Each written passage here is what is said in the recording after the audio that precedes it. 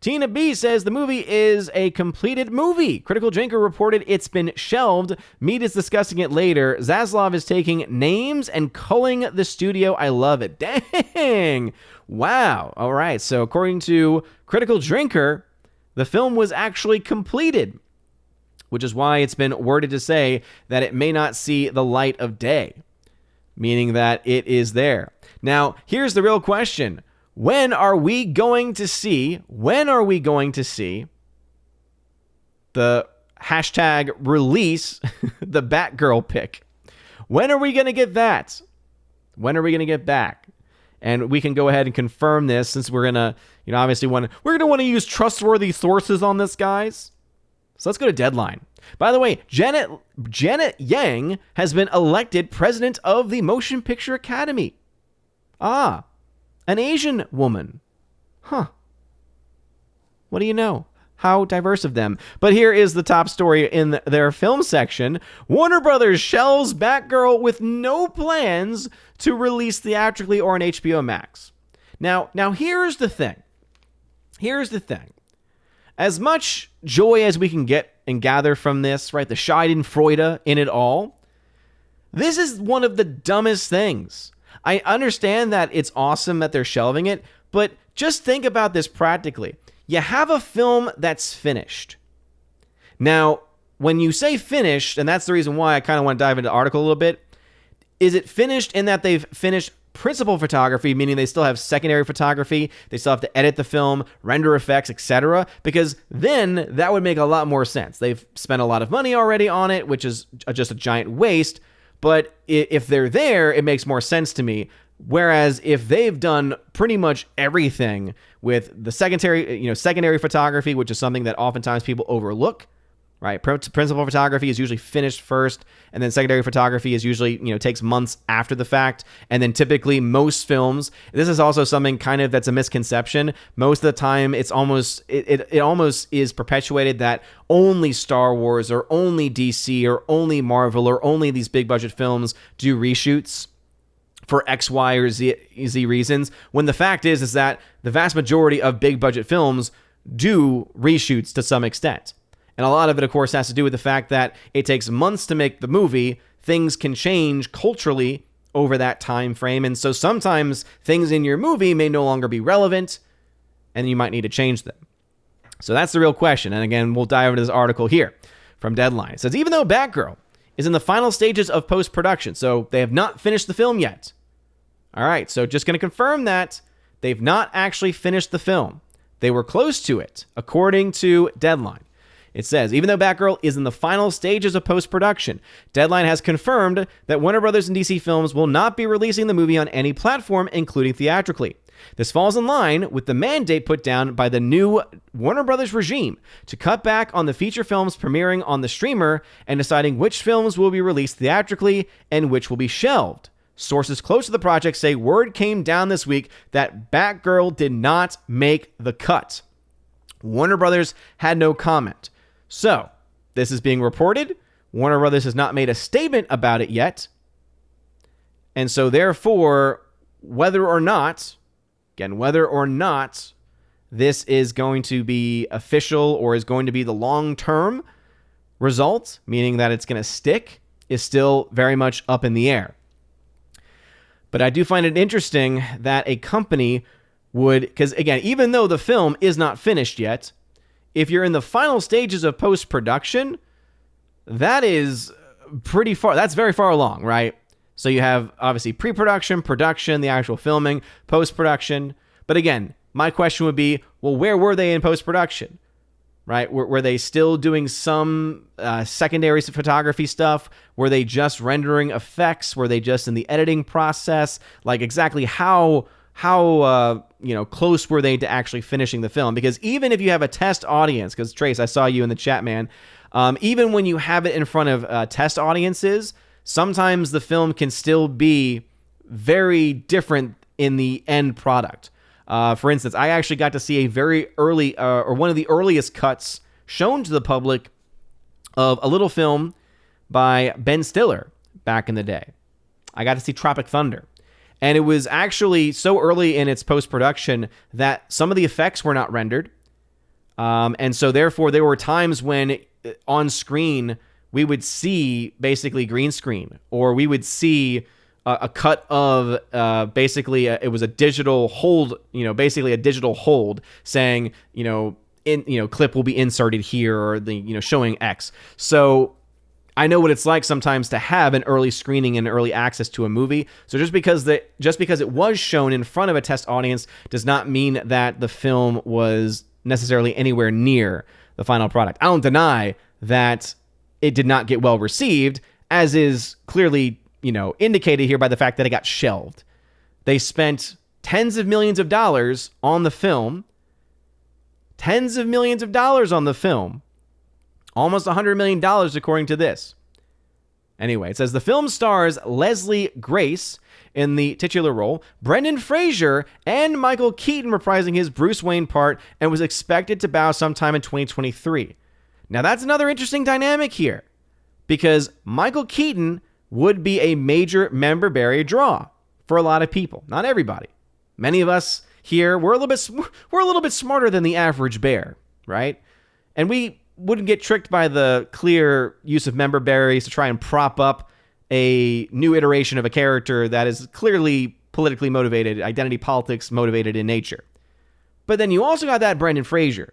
And if there's anyone who is a hot commodity right now, it's Brendan Fraser. And I know this simply because all the cons that I was able to go to over the summer, Brendan Fraser was the only person who sold out. Now, as far as sold out on autographs and pictures. Now, it very well could be because I believe for both cons that I went to, both MegaCon in Orlando and then also the one in Dallas, I believe he was only there for a day. He probably also has a limit on the number of people as well.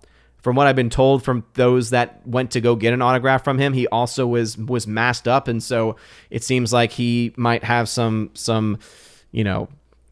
overstated health concerns for the coof. But that still being said, he is still very much someone that a lot of people, generally speaking, like.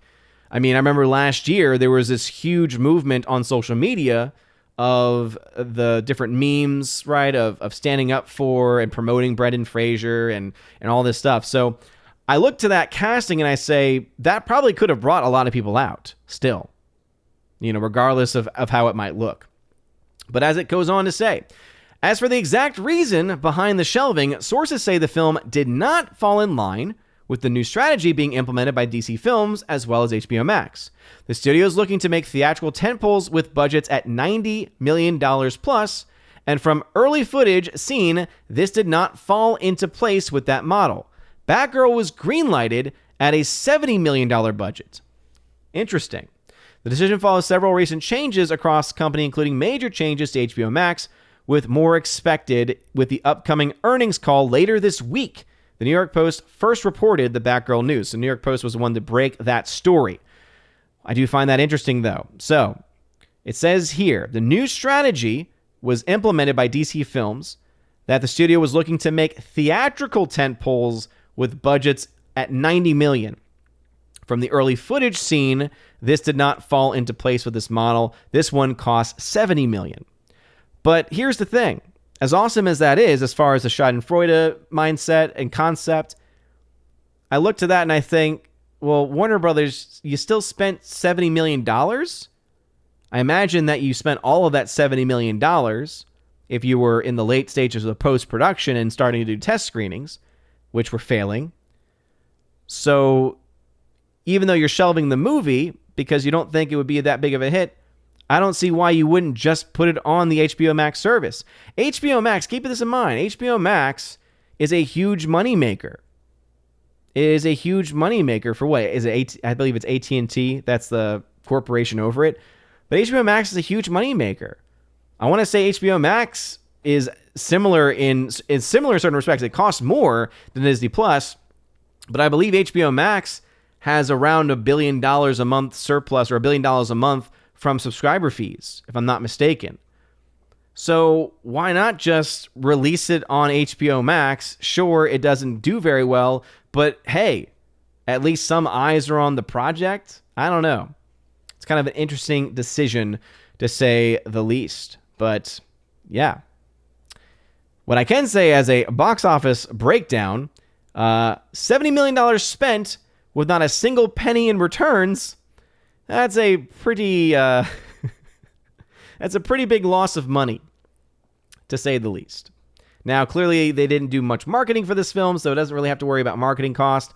So the 2.5 times the budget to break even, this one wouldn't have that. So this film is just basically a $70 million down the drain. So just a giant waste of money. Wouldn't it be nice if we had $70 million just to throw down the drain? Oh, my goodness.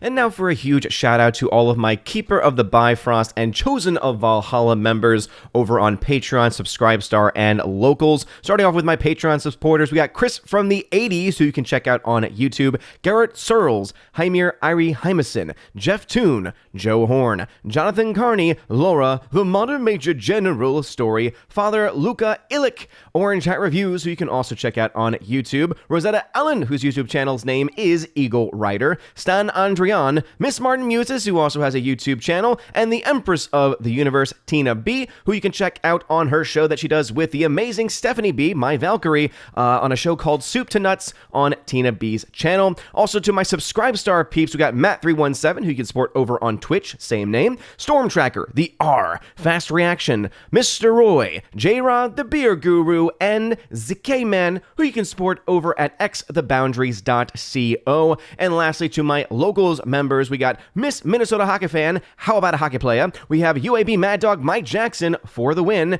Brett D90, and Robert Barnes, who most people should know about at this point, so go support him over at InfoWars, YouTube, and all the other locations that he is at. But if you want your name shouted out at the end of every single video and live stream, check out that top link in the video description. Finds out all the places that you can follow me on social media, and also all the various platforms that you can support the channel, which include not only shoutouts, but also access to giveaways of 4K titles, Blu-rays, tons of other stuff like that, digital codes, and then also a way to get access to being featured on the channel once a month for the Chosen of Valhalla live stream, where we talk about movies, pop culture, and pretty much anything the Chosen want to talk about. So if any of that sounds interesting to you, check out the video description. There's also access to a podcast that I do with John the Flick Pig Flickinger once or twice a month. And don't worry if you were wondering where the July episode is, because of scheduling conflicts, especially with John, we were not able to get that done, but we will have 2 episodes this month to make up for it, so don't you worry about that. Anyway, you guys are all amazing and beautiful people. Hope you all have a wonderful rest of your day, and as always, God bless.